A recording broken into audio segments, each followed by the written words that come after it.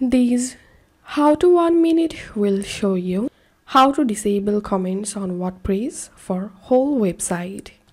Follow these easy and step-by-step guide to disable comments for your entire WordPress website. So first of all, we will install a free plugin. Hover over on plugins and click on add new. Click on search plugins box and type here disable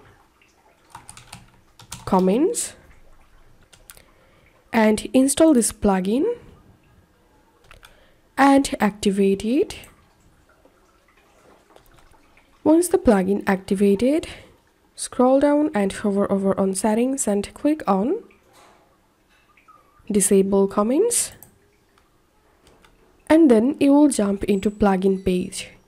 Here you can disable comments for specific post types. You can select post, page, media, landing page, but we are going to disable comments for our entire website. So select this everywhere option, disable comments globally on your entire website. Then scroll down and click on save changes, and this is how we can disable comments in WordPress for whole website. If you find this video helpful, don't forget to subscribe how to 1 minute.